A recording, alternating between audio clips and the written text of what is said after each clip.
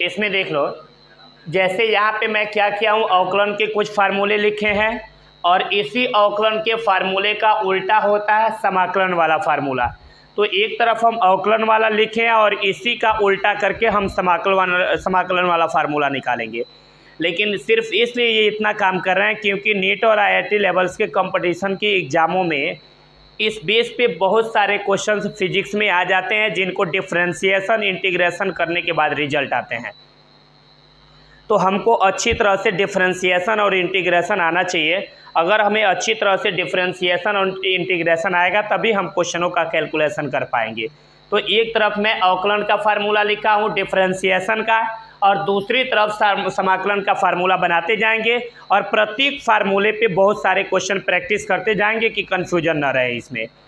जिसमें ये पहला d/dx ऑफ x पे पावर n होता है, तो इसका फार्मूला अवकलन का n ऊपर है तो पहले आ जाता है, x पे पावर n में से एक कम हो जाता है। लेकिन यहाँ पे ऐसा फार्मूला नहीं है, यहाँ n में एक कम होता था, यहाँ n में क्या होगा, एक जुड़ेगा, और यहाँ n से गुणा होता था, यहाँ n+1 से क्या होगा, भाग होगा। जिसका उसमें गुणा होगा उसका इसमें भाग होगा, जो उसमें घटेगा वह इसमें क्या होगा, जुड़ेगा। क्या हमारी बात समझ में आया? तो अब देखो इस बेस पे हम कुछ क्वेश्चन कर रहे हैं ताकि आपको समझ में आ जाए।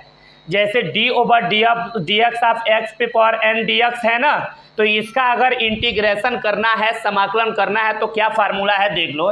यहाँ x है तो यहाँ x लिख लेंगे, इस n में एक जोड़ देंगे, n+1 होगा, उसी से क्या करेंगे, भाग दे देंगे। क्या हमारी बात समझ में आया? अब इस बेस पे एग्जाम्पल ऐसे ले रहा है, यहाँ पे हाँ यही लिख ले रहा है, आ जाए इंटीग्रेशन x पे पावर 4 इंटू dx। तो ये कैसे हल करेंगे, सेम यहाँ x जहाँ है सेम यहाँ x लिख लेंगे, ये 4 है ना, तो इस 4 में एक जोड़ देंगे, 4+1 होगा, इसी से क्या करेंगे, भाग देंगे। अब प्लस लास्ट में क्या लिख लेंगे, c, और इस फार्मूले के भी लास्ट में क्या लिखते चलेंगे, c फॉर कांस्टेंट, कांस्टेंट का मतलब नियतांक लिखना है। लेकिन अगर वही, इसलिए कि ये निश्चित समाकलन नहीं है आ रहा है मेरी बात समझ में, यानी इसका मतलब कि ये इसमें निश्चित नहीं कर रहा है कि आपको इस पॉइंट से लेके इस पॉइंट तक समाकलन करने हैं, ये निश्चित नहीं है, ये डेफिनिट नहीं है, इनडेफिनिट इंटीग्रेशन है, इसलिए यहाँ +c जुड़ रहा है। लेकिन वही अगर यहाँ लिमिट दे देता a से लेके b या 2 से लेके 3 तो ये निश्चित हो जाता ना, तब यहाँ +c नहीं जुड़ता। क्या हमारी बात समझ में आया? जब तक ये निश्चित, ये आपका लिमिट नहीं दिया रहेगा तो c जुड़ेगा, और जैसे ही लिमिट दे दिया हमारा c वहाँ नहीं जुड़ेगा। क्या हमारी बात समझ में आया? यहाँ ऐसे हमें लिमिट न देने का मतलब कि ये इनडेफिनिट इंटीग्रल है आ रहा है मेरी बात समझ में, ये इनडेफिनिट इंटीग्रल है, हम समाकलन जितना चाहे कर सकते हैं, लेकिन लिमिट दे देगा तो आपको इस पॉइंट से इस पॉइंट तक निश्चित हो गया कि इतना ही दूरी का समाकलन करना है, तो वहाँ +c नहीं जोड़ेंगे। क्लियर हो गया? जैसे इंटीग्रेशन x पे पावर 4 इंटू dx आ गया, जहाँ x है वहीं पे लिख दिए, 4 में एक जोड़ दिया और उसी से क्या कर दिए, भाग कर दिए, +c कर दिए। तो अब हमारा रिजल्ट क्या हो जाएगा, x पे पावर 4 और 1 मिलके 5, और नीचे 4 और 1 मिलके 5, ये +c आंसर हो गया। बोलो समझ में आया? अब आप बताओ x पे पावर 3 इंटू dx आएगा, इसका रिजल्ट बोलो। x जहाँ है लिख लेंगे, इस 3 में एक जोड़ देंगे और इसी से क्या करेंगे, भाग, अब प्लस क्या हो जाएगा, c। समझ में आ रहा है मेरी बातें? तो ये क्या हो जाएगा, x पे पावर 3 dx इक्वल टू हो जाएगा x पे पावर 3 और 1 मिलके, अब बट्टे में क्या है 4, ये +c। कोई प्रॉब्लम है? ऐसे आ जाए x पे पावर 9 dx, इसका रिजल्ट फटाफट बोलो। x पे पावर 9 + 1 डिवाइडेड बाय 9 + 1 प्लस क्या हो जाएगा, c। तो बोलो ये इंटीग्रेशन x पे power 9 dx equal to x पे पावर 9 और 1 मिलके 10 और डिवाइडेड बाय 10 + c। बोलो कोई प्रॉब्लम है? ये देखो ये एग्जाम्पल करते चल रहे हैं, फटाफट लग जाएगा, इसमें कोई कंफ्यूजन नहीं है यार इन एग्जाम्पलों में। समझ में आ रहा है? ये पहला, ये दूसरा है, इसका भी देख लो। x पे पावर 8 इंटू dx और इसका समाकलन करने को कहे, फटाफट इसका आंसर बोलो। x पे पावर बोलो 8 + 1 डिवाइडेड बाय 8 + 1 प्लस में क्या हो जाएगा, तो x पे पावर बोलो 8 और 1 मिलके डिवाइडेड बाय प्लस में क्या हो गया, c। समझ में आ रहा है? अगर सिर्फ ऐसे आ जाए x इंटू dx, इसका क्या होगा, अरे यहाँ x पे कुछ भी नहीं है तो क्या चीज़ है, 1 है, तो बोलो क्या होगा, एक्स पे पावर एक में एक जोड़ देंगे और नीचे 1 + 1 प्लस क्या हो जाएगा, तो बोलो ये x d x equal to बोलो एक्स पे पावर एक और एक मिलके नीचे क्या होगा, प्लस में क्या हो गया सी। बोलो समझ में आया। अब देखो सिर्फ अगर ऐसे आ जाता, ये तीसरा एग्जाम्पल है सॉरी, ये तीसरा, ये चौथा, ये पांचवा, सिर्फ ऐसे dx आ जाएगा तो क्या करोगे, इसके लिए भी हमारे पास मेथड होना चाहिए ना। सिर्फ dx आ जाए, ऐसा ही क्वेश्चन में आता है सिर्फ dx, इसका इंटीग्रेशन का हमारे पास क्या मेथड होते हैं, तो सुन लो इसका क्या होते हैं भाई। dx आए इसमें एक से गुणा करेंगे, हमको कोई रोका तो नहीं है, मान में कोई परिवर्तन भी नहीं होगा, और इसको लिखना होगा तो हम एक को x पे पावर 0 लिख सकते हैं इंटू dx, क्योंकि किसी चर राशि पे अगर 0 घात उपस्थित है तो उसका मान क्या होता है 1। बोलो समझ में आया। अब देखो यहाँ अब क्वेश्चन ये है कि आप क्यों x पे ही 0 लगाए हैं, a b पे 0 क्यों नहीं लगाए हैं, तो भाई d के साथ क्या है x, जो d के साथ रहेगा उसी पे 0 पावर लगाना है। समझ आया मेरी बातें। अब देखो तो इसको हल करने का क्या तरीका है, x लिख देंगे अब ऊपर 0 + 1 और नीचे क्या होगा 0 + 1। बोलो ना यार, अब प्लस में क्या होगा c, तो x पे पावर 0 में 1 जोड़ोगे तो 1 और 0 में 1 जोड़ोगे तो 1, तो 1 घात रहेगा या भाग करो, बात तो x ही होगा ना, ये बोलो यार। अब प्लस में क्या हो गया c, तो इसका मतलब कि अगर सिर्फ इंटीग्रल dx लिखा होगा तो इसका मान क्या निकलेगा x + c, यानी है d के साथ वाला x, अब प्लस में क्या हो जाएगा। बोलो समझ में आया कि नहीं आया, कन्फर्म आ गया भाई। अगर कहीं इंटीग्रल dt लिखा हो, यहाँ दिख रहा है भाई, यहाँ पे अगर यहाँ पे इंटीग्रल मान लो ये छठा है, अगर सिर्फ इंटीग्रल dt लिखा हो तो इसका मान मैं पूछूंगा तो d के साथ क्या है t, तो बोलोगे t + c। बोलो समझ में आया। अगर यहाँ इंटीग्रल dy लिखा हो तो क्या लिखोगे, d के साथ क्या है y + c। बोलो समझ में आया, कोई कंफ्यूजन नहीं है। तो पहले बोलो आपको ये इतनी चीज़ें समझ में आया कि नहीं आया। तो यहाँ आपके दो फार्मूले क्लियर हो गए। पहला फार्मूला क्या निकल गया है, इंटीग्रल x पे power n dx equal to x पे पावर n + 1 अपन नीचे क्या है n + 1 प्लस में क्या है पहला फार्मूला। और दूसरा इसका फार्मूला क्या निकल गया, अगर इंटीग्रल dx आए तो उसका मान क्या लिखेंगे x + c, इसी से रिलेटेड है इसलिए कामा लगा के लिख दे रहे हैं कि अगर इंटीग्रल dx आए तो इसका फार्मूला क्या निकलेगा x + c। बोलो इसमें कोई प्रॉब्लम है क्या, कन्फर्म समझ में आ गया, फिक्स है ये, ठीक है। ये लिख लो फिर आगे कर रहे हैं। देख लो ये जैसे यहाँ पे पहला फार्मूला था, ये इसका पहला फार्मूला हो गया। इसका ये जैसे d/dx आप कोई अचर राशि आएगा तो इसका डिफरेंशिएशन यहाँ क्या होता है 0। और यहाँ पे मैंने क्या बताया कि अगर इंटीग्रेशन अगर dx आएगा इसके साथ कोई राशि नहीं आया तो इसका डिफरेंशिएशन इंटीग्रेशन x + क्या हो जाएगा c। ये दूसरा वाला। अब देखो तीसरा आया है d/dx ऑफ e⁻x है, तो e⁻x का डिफरेंशिएशन e⁻x होता है, तो इसका मतलब कि इसका e⁻x का डिफरेंशिएशन ये होता है, तो इसका इंटीग्रेशन करेंगे तो ये होना चाहिए, तभी ना उल्टा होगा भाई। e⁻x का डिफरेंशिएशन e⁻x है, तो इसका मतलब डिफरेंशिएशन का उल्टा इंटीग्रेशन होता है। तो अगर d/dx ऑफ e⁻x यानी e⁻x का डिफरेंशिएशन e⁻x है, तो इसका मतलब e⁻x का इंटीग्रेशन ये वाला होना चाहिए। ये बोलो यार, तभी ना उल्टा हुआ, तो होता ही है ये तीसरा फार्मूला।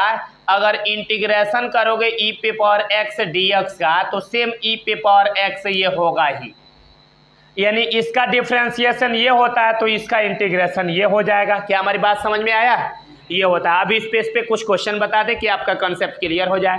यहाँ देखो एग्जाम्पल नंबर 1 ले रहे हैं। अगर आपका आ जाए e⁻ ऐसे e⁻2x आ जाए dx, कहे e⁻2x का इंटीग्रेशन क्या होगा, तो देखो e⁻x का इंटीग्रेशन e⁻x होता है, तो e⁻2x का इंटीग्रेशन e⁻ क्या होगा 2x होगा। लेकिन यहाँ x के साथ 2 गुणा में है ना, तो इसमें क्या हो जाएगा ऐसे भाग हो जाएगा। क्या हमारी बात समझ में आया, क्योंकि डिफरेंशिएशन में हमने पढ़ा है कि d/dx ऑफ अगर e⁻2x होता है तो e⁻2x का डिफरेंशिएशन e पे 2x हो जाता है, और यहाँ x के साथ 2 गुणा में है तो इसमें 2 से गुणा हो जाता है। आ रहा है मेरी बात समझ में? तो इंटीग्रेशन में देखो e पे पावर 2x का इंटीग्रेशन e पे 2x हो जाएगा, और डिफ्रेंसिएशन में 2 से गुणा होता था तो इंटीग्रेशन में 2 से क्या हो जा रहा है, भाग हो रहा है। क्या हमारी बात समझ में आया? डिफ्रेंसिएशन में क्या होता था, गुणा, और इंटीग्रेशन में क्या हो जा रहा है, भाग। अब बोलो इसका e पे पावर 3x का बोलोगे इंटीग्रेशन क्या होगा, फटाफट बोलो। e पे पावर 3x डिवाइडेड बाई क्या होगा, 3, अब प्लस में क्या जुड़ता जाएगा, c। बोलो e to the power 4x का इंटीग्रेशन बोलोगे, e पे पावर 4x डिवाइडेड बाई क्या होगा, 4 प्लस क्या होगा, t। e पे पावर t dt का बोलोगे कितना होगा, e पे पावर t अब प्लस क्या हो जाएगा, c। e पे पावर अगर 2t आ जाए dt, इसका बोलोगे क्या होगा, e पे पावर सेम 2t, और t के साथ 2 गुणा में है तो ये भाग में, प्लस में क्या हो जाएगा, c। बोलो ये क्लियर कंसेप्ट आ रहा है, इसमें कोई दिक्कत नहीं है भाई, कंफर्म आ गया ना? बोलो क्या तीसरा यहाँ पे रहेगा यार, प्लस सी सब में जुड़ा रहेगा। क्लियर हो गया? पहले बोलो ये सारी चीज़ें समझ में आया। अब मैं जिससे क्वेश्चन करूँगा बताओगे। अगर आ जाए integration e to the power 5x dx, तुम बोलो कितना होगा, फटाफट बोलो इसका आंसर कितना आएगा। हाँ बोलो e पे पावर कितना होगा, डिवाइडेड बाय, अब प्लस में ये नहीं बोलना है। अगर आ जाए e पे पावर 10x, सॉरी e पे पावर 10x dx आए, इसका आंसर फटाफट बोलो। e पे power 10x divided by 10 plus क्या हो जाएगा, c। ऐसे आ जाएगा। e पे कुछ भी आ जाए, e पे पावर 100x यहाँ पे dx आ जाए तो बोलो कितना हो जाएगा, e पे power same 100x divided by क्या होगा, 100 प्लस में क्या हो जाएगा, c। बोलो कंफर्म हो गया? मैं एक एक फार्मूले और उस बेस पे इतने एग्जांपल्स क्यों बता रहे हैं कि आपका कंसेप्ट कंप्लीटली क्लियर हो जाए। ओके लिखें, इसमें देख लोगे। इसके बाद आया है d over D X of A पे पावर एक्स। इसका इसमें और दोनों में फार्मूला कंपेयर करो, देखो क्या होता है।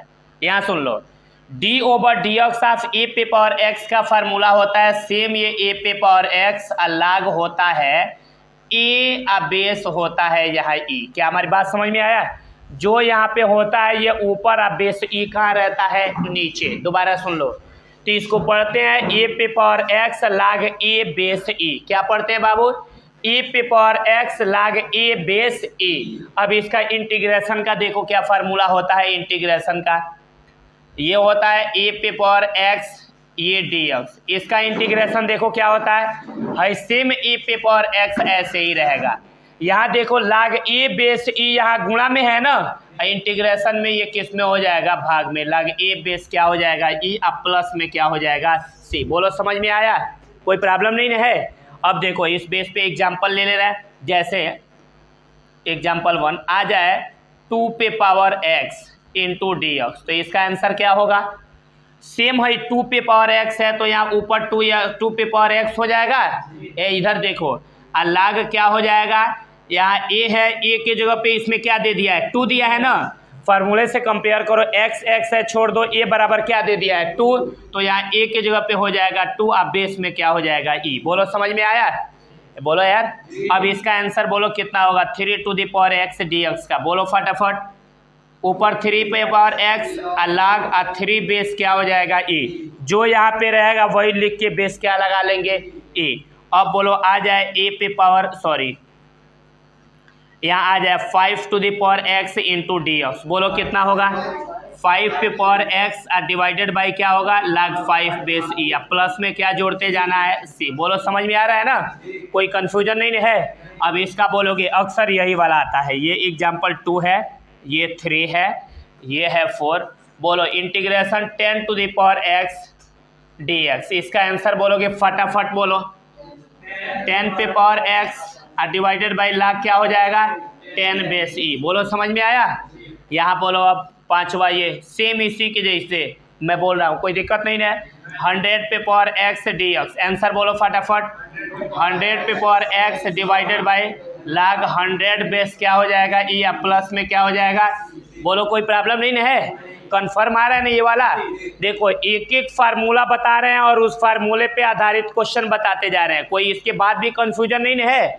इसका बोलोगे इंटीग्रल 2 पे पावर टी डी टी का, फटाफट बोलोगे 2 पे power T divided by log 2 base E अब प्लस क्या हो गया, बोलो log 5 पे पावर वाई डी वाई का, बोलो तो 5 पे पावर क्या होगा y और log, बोलो 5 बेस ई अब प्लस क्या हो गया सी। बोलो कोई कंफ्यूजन है तो बोलो। इतना एक फार्मूले पे इतने सारे क्वेश्चन तुम्हें प्रैक्टिस क्यों करा रहे हैं, ताकि तुम्हें अच्छी तरह समझ में आ जाए। कोई प्रॉब्लम नहीं है। तो अब ये फार्मूला चौथा तक कंफर्म हो गया ना। चलो ये लिख लो। अब ये देखो D over D X of log x है ना, तो log x का डिफ्रेंसिएशन होता है 1/x। क्या होता है बाबू, तो इसका मतलब 1/x का इंटीग्रेशन। देखो इन चारों पे तो थोड़ा सा अपोजिट करना थोड़ा सा डिफिकल्ट होता है, कि इसका उल्टा है उतना सटीक ये नहीं होता है। आ रहा है मेरी बात समझ में। लेकिन इसके नीचे जितने भी ये राशियां हैं ये सीधे उल्टा करने पे ये मिलती जाती है। क्या हमारी बात समझ में आया। अब देखो जैसे यहाँ D by D x log x है, इसका डिफ्रेंसिएशन 1/x है ना, तो हम यहाँ पे अब देखो ये पांचवा ऐसे 1/x का इंटीग्रेशन करेंगे। जैसे इसका डिफ्रेंसिएशन ये होता है तो इसका इंटीग्रेशन ये हो जाएगा। क्या हमारी बात समझ में आया। तो जैसे d by D x log x का डिफ्रेंसिएशन ये होता है तो 1/x का इंटीग्रेशन ये हो जाएगा log, अब बस हो जाएगा ये मॉड ऑफ x अब प्लस में क्या हो जाएगा c, यानी log x प्लस क्या हो गया c। है मॉड में इसलिए रखे हैं क्योंकि log के आगे माइनस आ जाएगा तो वह डिफाइंड नहीं होगा। और ऐसे मेरी बात समझ में, इसलिए x हमेशा किस में होनी चाहिए, प्लस में, इसलिए इसको मॉड में रखे हैं, ये प्लस में रहेगा। बोलो समझ में आया, कोई प्रॉब्लम नहीं है। हाँ ये log के आगे माइनस आ जाएगा तो माइनस आएगा, तो log माइनस में किसी चीज़ की log में वैल्यू नहीं मिलते हैं, इसलिए हमेशा किस में रखा जाता है, प्लस में। क्लियर हो गया। अब देख लो। अब इसके बाद इस पे अगर जैसा भी क्वेश्चन रहेगा हम यहाँ यूज करते जाएंगे, कोई दिक्कत नहीं रहेगा।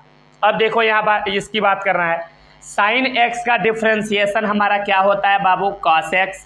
तो cos x का इंटीग्रेशन क्या हो जाएगा, sin x, यानी इंटीग्रेशन ये cos x का हमारा क्या मिल जाएगा, बोलोगे है sin x। बोलो समझ में आया।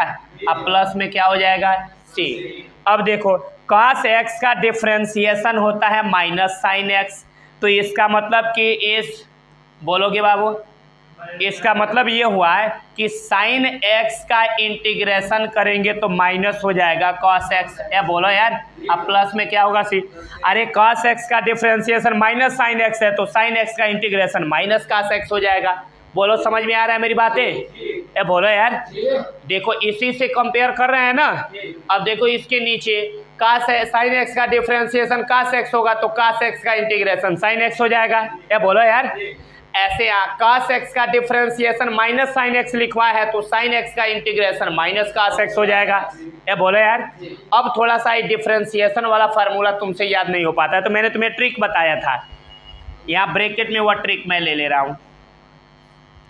मैंने बोला था याद तुम्हें रखना है sec x into sec x into tan x. क्या नहीं बोले थे, यहाँ बोले थे एक cosec x into cosec x into cot x। क्या बोले थे तुम लोगों से। अब मैंने बोला था इसमें कि जो राशियाँ c से शुरू होंगी उसके आगे क्या लगा लेने हैं, माइनस। बोलो है c से शुरू हो रहा है तो आगे माइनस, ये c से शुरू हो रहा है तो आगे क्या लगा लेना है, माइनस। मैंने तुम्हें ऐसा बताया था।